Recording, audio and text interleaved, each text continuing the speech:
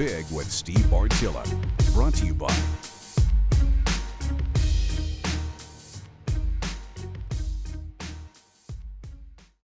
one of the biggest challenges that people that are hunting small properties face each year is burning out their properties before it even gets good.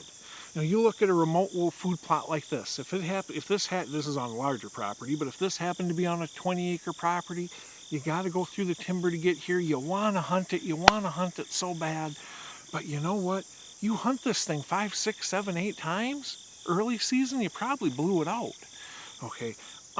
One of the biggest keys for hunting small properties, limited acreages, is to find the stand setups that the property offers. Because frankly, it's not going to offer a stand setup for every phase of season naturally. When you're talking small properties, you just don't have the dirt for it to account for all that. Okay, so figure out when those stands are the hottest, and that's when you hunt them. Small property owners and hunters have such a small, just sliver margin for error.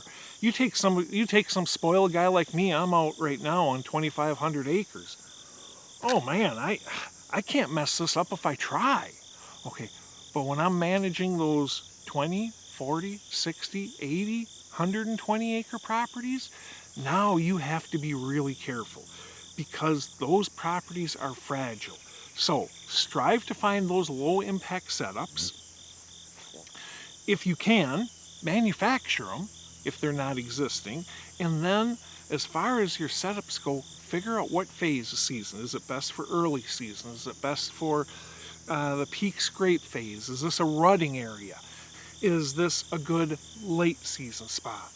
And show the discipline to go ahead and wait until that phase. Wait for that stand to be primed. Find the lowest impact route in, find the lowest impact route out, and make it so that that stand has a safe wind direction. You do that and you show discipline, and you can make small properties sing.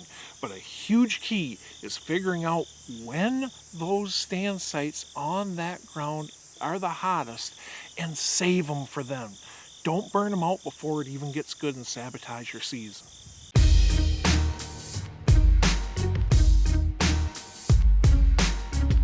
Hunting Big with Steve Bartilla. Brought to you by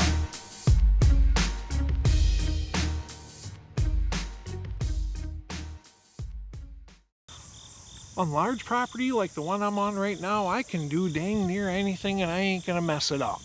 Now, the bigger the acreage, the more margin of error you have. For small property hunters, that's a different story. They are very, very fragile. So you need to find any low impact spots that you can that are decent stand setups, find the great stand setups, and match all those setups to the phase of season. And do not hunt them until they are absolutely primed.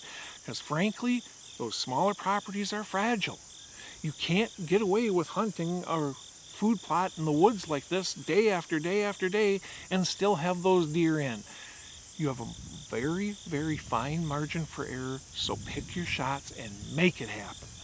Make it happen by hunting the very highest odds time while keeping your impact as low as possible. And you know what? You can make small properties sing.